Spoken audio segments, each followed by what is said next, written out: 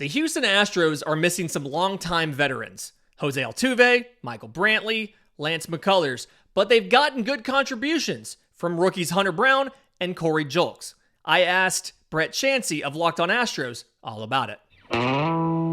You are Locked On MLB Prospects, part of the Locked On Podcast Network, your team every day.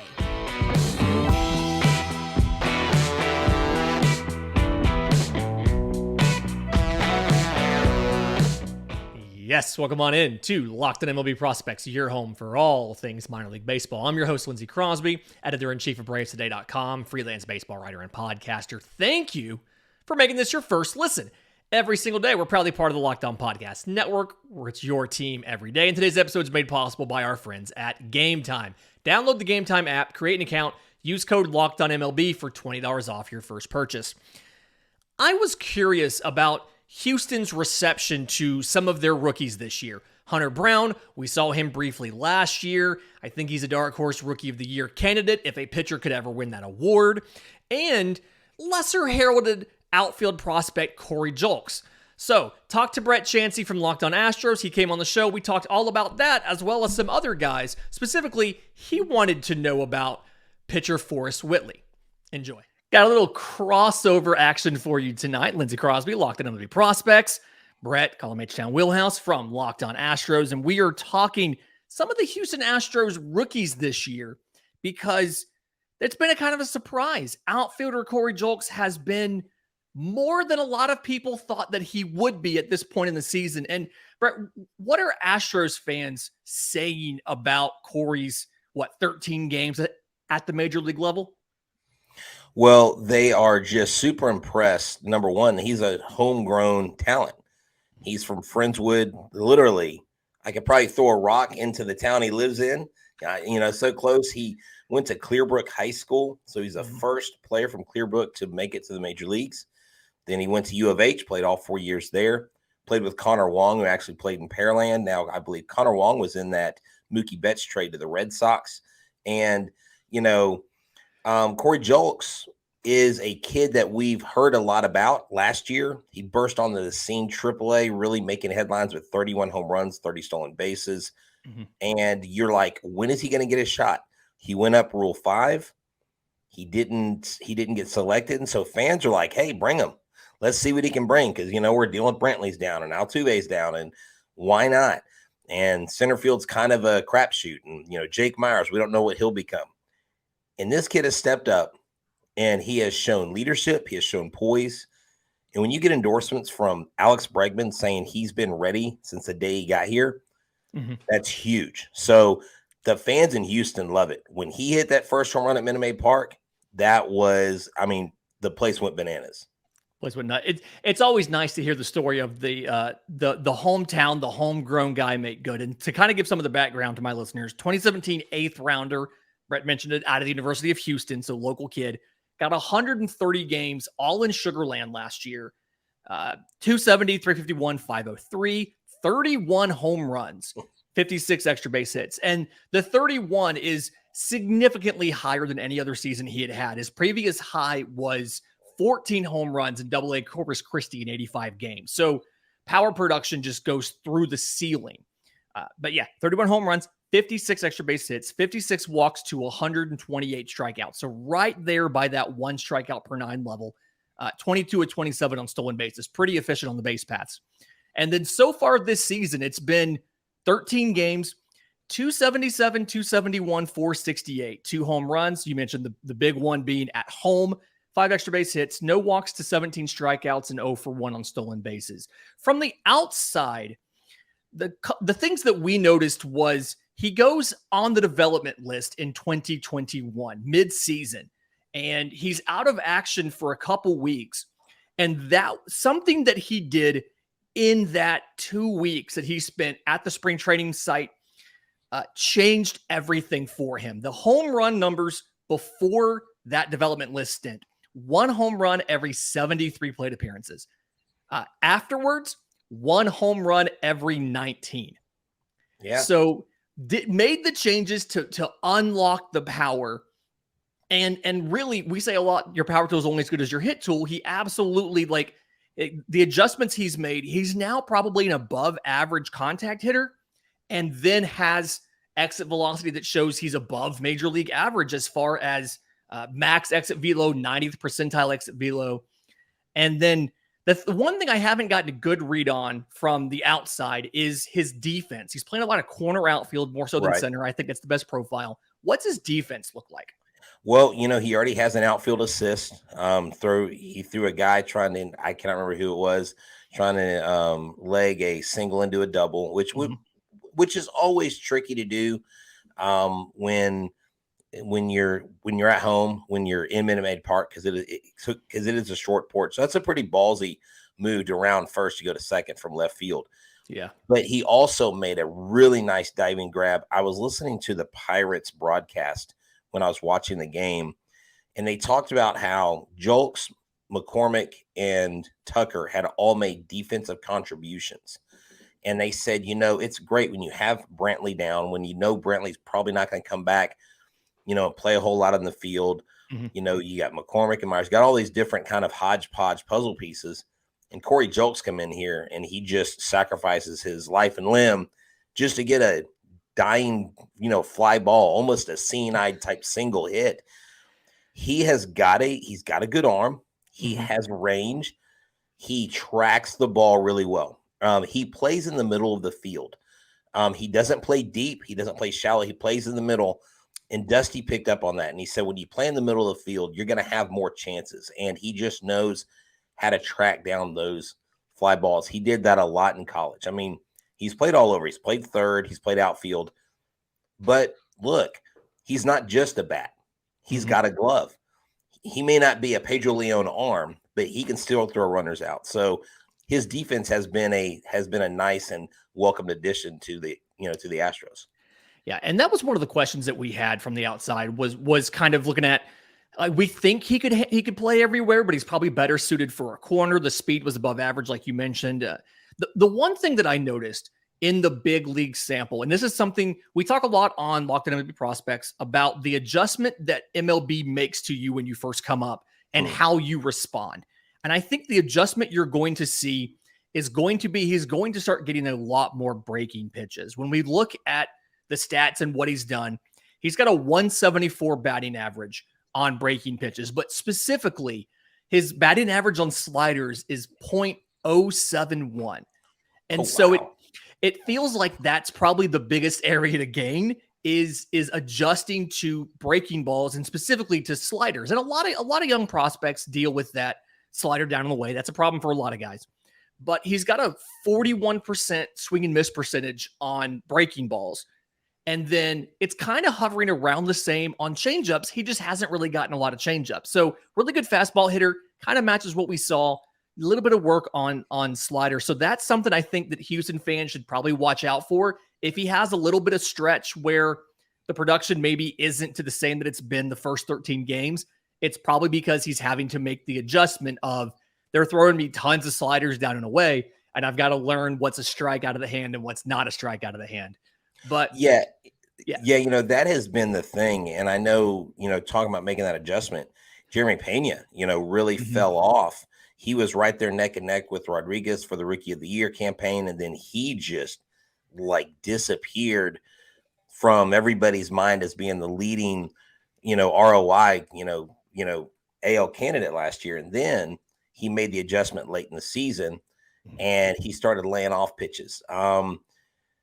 Those breaking pitches, and it depends on the pitcher too, because some of these guys that do throw sliders, they hang it. They throw these cement mixers. But if a guy has a pitch, when he throws it at you, it's got enough velocity where you don't see the break until last minute. On the couch, it's easy to go, why did you swing at that? But to the batter, that ball's coming to the strike zone, and all of a sudden it disappears. And so that's what they really have to plan on. And I trust that the Astros hitting coaches will help him with that, because he talked about his power numbers changing. And he just said, I made some adjustments. I was sometimes too long. I wasn't, closed here. I wouldn't do it. And he said, you make those adjustments and then you trust what you can do and you trust your ability. And he said, then I started hitting home runs, and he said, and then I wasn't thinking about it. I was just like, okay, I hit another home run, and I just round the bases. So I love his approach. Yeah. And the timing makes sense. Right about now is where you see the league start to adjust. For context, you mentioned Jeremy Pena's struggles early in the year last year. So he got as high as a 345 batting average on April 16th. And then that's kind of, so we're recording on April 20th to come out April 21st. And from there, it was about 3 weeks of work, and he bottomed out on May 1st, right around a 211 average. And then from there, it was a steady climb, and it kind of held right around that where he ended up at 253 for just about the rest of the season. So that's kind of an indication of he's got some adjustments coming. It'll be a couple weeks for him to work on that and to adjust on that. I do want to talk about, I've been big on my show about Hunter Brown. And I really want to get into Hunter Brown with you. But first, today's episode is brought to you by our friends at Game Time. I don't know about you, Brett, but I often decide last minute, I'm going to go to a baseball game, or I'm going to go to, my wife wants to go to a concert or a play or something. And so what I love about Game Time is the Game Time guarantee, right? They're there for last minute tickets. You can buy tickets for like exclusive flash deals on just about any sport. But what's great is you get an image of the seat before you buy. It's like 2 taps to actually buy it. Tickets come straight to your phone, and you've got the Game Time guarantee that you'll always get the best price. If you find tickets in the same section and row for less than what you paid on Game Time, they'll credit you 110% of the difference. It's absolutely wild. So download the Game Time app, create an account, use code LOCKEDONMLB for $20 off your first purchase. Terms apply, but again, create an account, redeem code LOCKEDONMLB for $20 off. Download Game Time today. Last minute tickets, lowest price, guaranteed. So, Brett, last year, Hunter Brown comes up late in the year, gets a couple starts, and he works in relief the rest of the year, and was very, very impressive from the context of, think about the situation he's stepping into, right? He's stepping into the end of the year for a World Series contender, and he comes in the regular season, 0.89 ERA. In 20 innings pitched, 22 strikeouts to 7 walks. And then he goes into the postseason and is part of the bullpen for a World Series run in his rookie year. And then looking at this year, Justin Verlander leaves in free agency. He steps into the rotation and very much, does the baby Verlander thing, going back to his time in the state of Michigan as a prepster and watching Justin Verlander with the Tigers. He looks like Justin Verlander. The pitch mix is similar. And so far this year, 18 2/3 innings, an ERA just under 2, 17 strikeouts, so like 8.2 per 9 to 6 walks, right about 3 per 9 with, again, no home runs allowed. Are Houston fans, is this one of those things where you're like, hey, we have complete confidence it was the right thing to do not to re-sign Verlander? Or was it a little bit of like, we were worried that we didn't do it, but it looks like it worked out? I think at first a lot of people were worried because if you take out the 25 starts from Verlander, you take away 15 to 16 wins, a perennial Hall of Famer. But then you fast forward to 2023 right now, where Verlander still hasn't even pitched, and he's down on injury. And then Hunter Brown continues his not giving up home run streak, and he really has been the one pitcher that's been consistent every time he's hit the mound this early, outside of Framber Valdez doing his job for the most part. But that's been a sticking point. The Astros of 2023 aren't as strong or as consistent early on as the Astros of 2022. But the thing is, with this club, with Hunter Brown, you have a killer instinct. And I want to share this with your audience because I've shared this with Locked On Astros. When him and Yanner Diaz were elected to the MLB Futures game, I was at Constellation Field where the Space Cowboys play that next day. And nice hat, I happened to see, thank you. I happened to see Hunter Brown on the sideline. He was signing autographs. And so I was talking to him. I said, hey, Hunter, congratulations on being elected to the MLB Futures game. I was like, what do you think about that? He goes, well, I love it. It's huge that you're, respected like that. But he said, you know what I really want? He said, I really want to be at Minute Maid Park helping the Astros win a World Series. And I was like, he didn't even skip a beat. And so I got to tell that story to Dusty Baker before the season started. I said, Dusty, Hunter Brown literally manifested this World Series. He said, well, he's a champ. And that's just the kind of moxie that he has. A lot of people coming into the season were like, whoa, don't call him Justin Verlander. He's too young. That's wrong. And I'm like, no, the comparisons are there because he has similar delivery mechanics. Everything's emulated. But he's come in. He can't really do much more than what he's done. Yeah. And he's been a 7-inning guy so far this year. And if he can be consistent with not knowing what you're going to get from McCullers, it takes a little bit of the pressure of the other guys, because we just got through watching a game where Luis Garcia struck out 9 batters and looked like an ace out there. And so Hunter Brown, everybody loves him here in Houston. He's really cool. And I'll share one more thing. Hunter Brown. So our pitchers are Keedy, Valdez, Garcia, and, Javier. They all go watch each other warm up in the bullpen, right? Hunter Brown's first start in the major leagues. You look out in the bullpen, all 4 of these starters are right there on the fence line watching him warm up. Kind of like initiating him like you're one of us. Right. And I think stuff like that in this team is what has helped Hunter Brown become the pitcher that he's becoming right before our eyes. Yeah, and the stuff has always been like really great with Hunter Brown, and that's another similarity to Verlander. It's not just the mechanics and the delivery, but like the stuff that he throws. He's got that like kind of over the top higher release point. The fastball is a fantastic fastball. I want to say when I was checking, it was sitting 96, 97. He can touch 100 with it. Yeah. Breaking pitch. It's like a slider cutter hybrid. I've seen those called sliders a couple places. Sits around 92 or so. One of the harder ones in baseball, and then has that big breaking curveball that sits in the low to mid 80s. I noticed some interesting changes to his pitch mix this year. I was kind of digging into some of the stuff, and I think it's mostly good changes, but he's throwing the fastball significantly less than he was last year, which is normally a thing you'd be worried about. So like last year, he was over 50% fastball, 52% fastball, 31% curveball, and like 13% slider. And then he had that split finger change that he'd throw. I think he threw like 7 of them all year in the bigs. This year, it's like even 33 and 33 on the fastball and the slider. And what it's done for him is the walks have come down a little bit. And the strikeout rate has ticked down a little tiny bit as well, but it's really helped avoid barrels.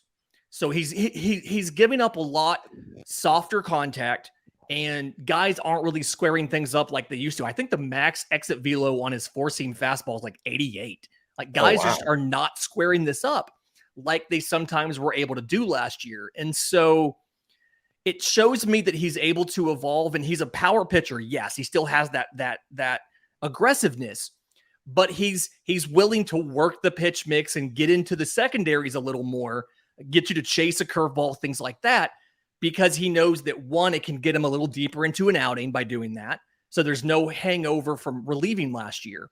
And then also it helps him be a little bit more accurate when he's not trying to just pound fastballs over and over and worrying about fatigue. It's a good change. And I feel like you said, you're confident about him making it to the 7th inning. And I think this bears that out, that he's willing to back off the fastball a little bit and throw you a curveball and make you chase it, or throw you a slider to conserve his energy for when he really needs it.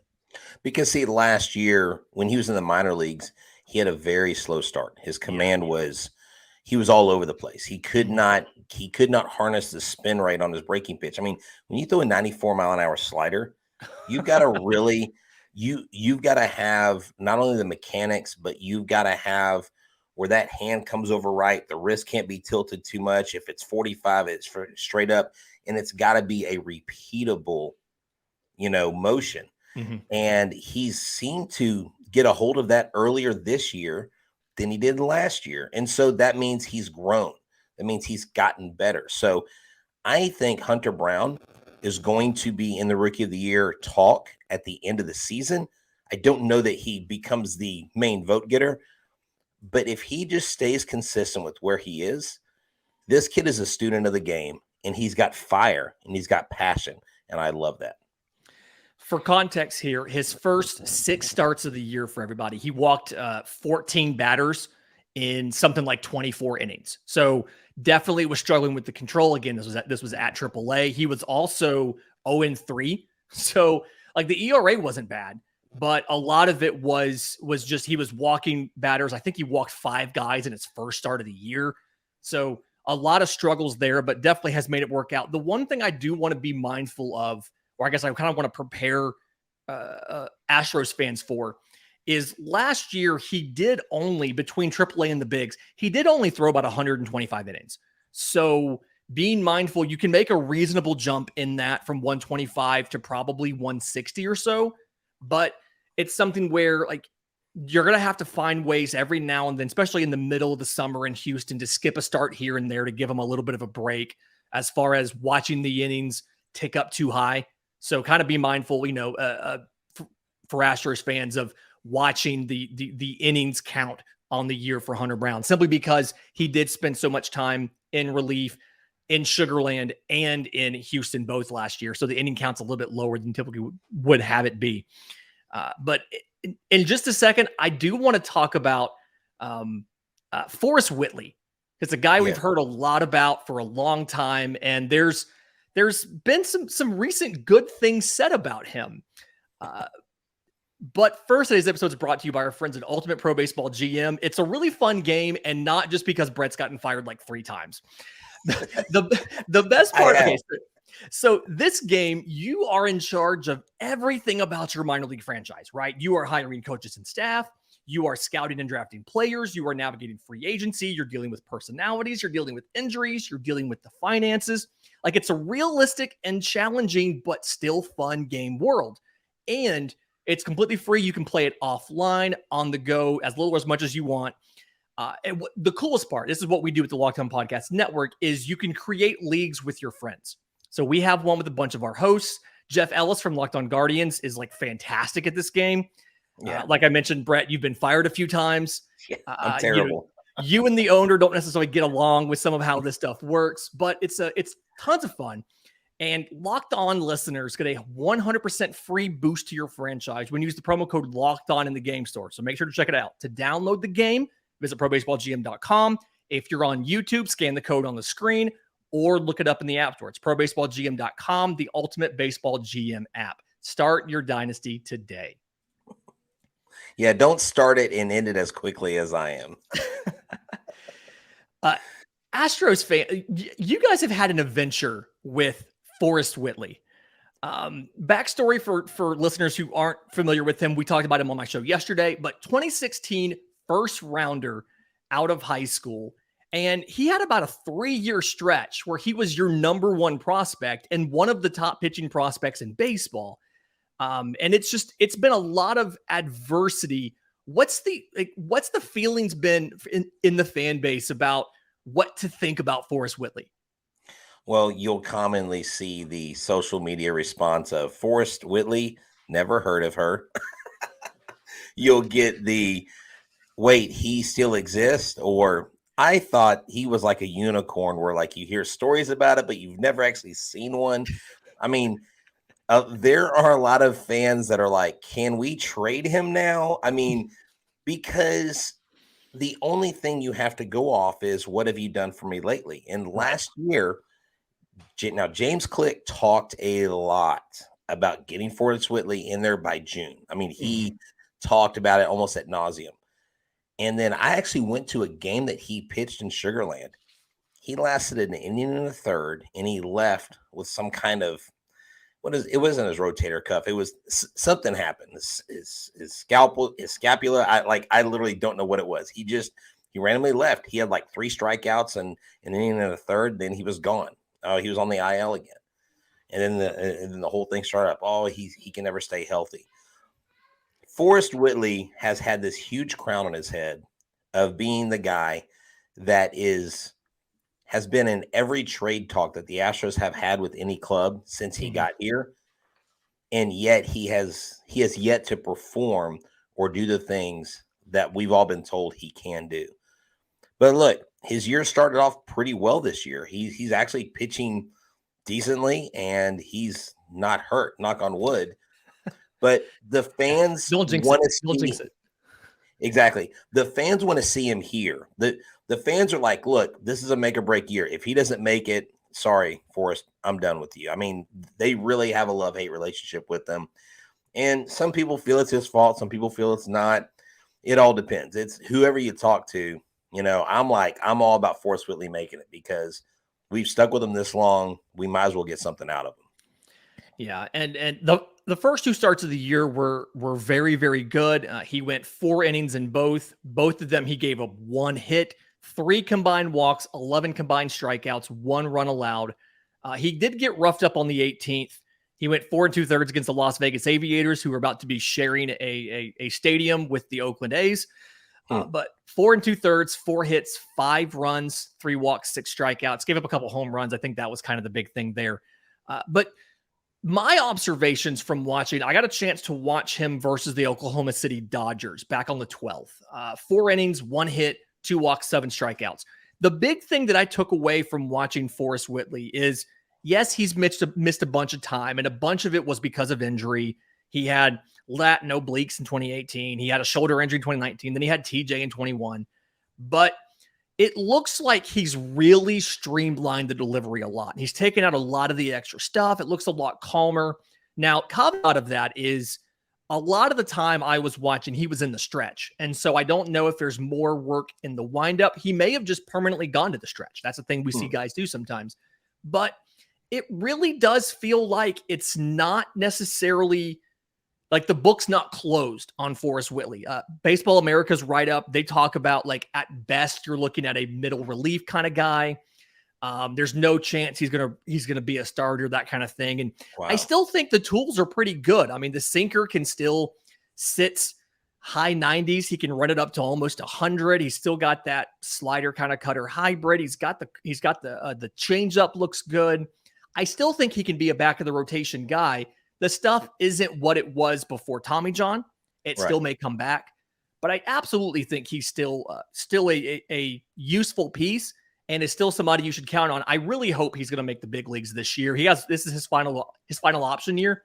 So it's something where, I mean, he's 25 years old. I want him to get a chance to pitch in the bigs, even if it's only for 1 outing, just so that he can realize the dream that he's been working for literally since he was drafted in 2016. Exactly. And I was actually talking to some fans. I went to the game where the Astros poured on the runs on the Blue Jays late to win their first home series of 2023. That was nice. But the whole thing on Forrest Whitley was they were like, well, do you think we should bring him up sooner or later? I said, I think it's going to depend on how he's doing. I think if he's down there cooking and he's missing bats, let him have a lot of success. Mm-hmm. Wait to see what McCullers does. If McCullers comes back and you're not really confident that he can go a full quote unquote start, do what they've been doing in this minor league system for years.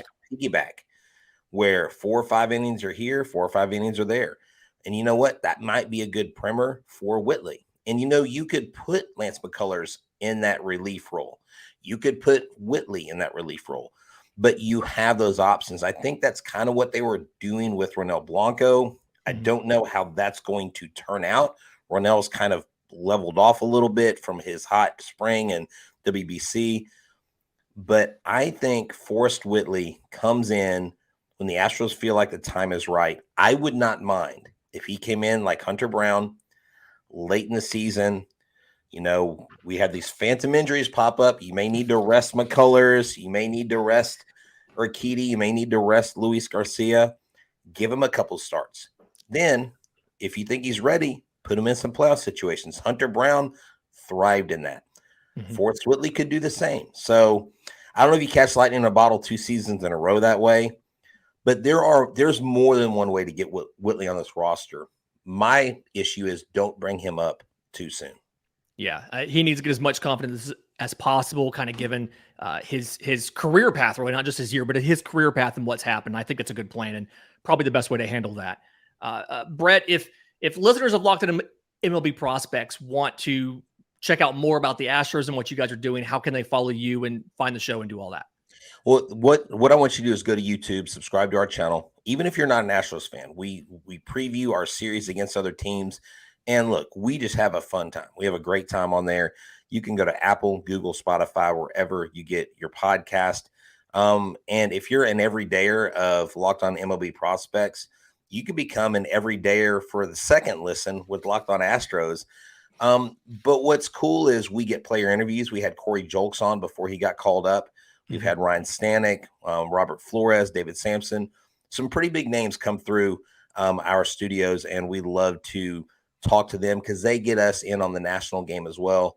So come check us out. You can find me at H-Town Wheelhouse on Twitter, Instagram, and TikTok. You can find our co-host Eric at Eric Talk Stros. And then you can find the show Locked On Astros, literally Instagram, Facebook, TikTok, Twitter. I mean, pretty much wherever you get your podcast, any social media, we're there. We're hanging out. And for Astros fans, I'm on Twitter at Crosby Baseball. The show, obviously, Locked On MLB Prospects, available wherever you get your podcast and on YouTube. And if you have questions for the mailbag, we do questions every single Monday, a Mailbag Monday episode. Send them to me either on Twitter at Locked On Farm. You can email us, lockedonmlbprospects@gmail.com, or we do have a Discord as well. Until next time, remember, it's always a great time to pay a minor leaguer.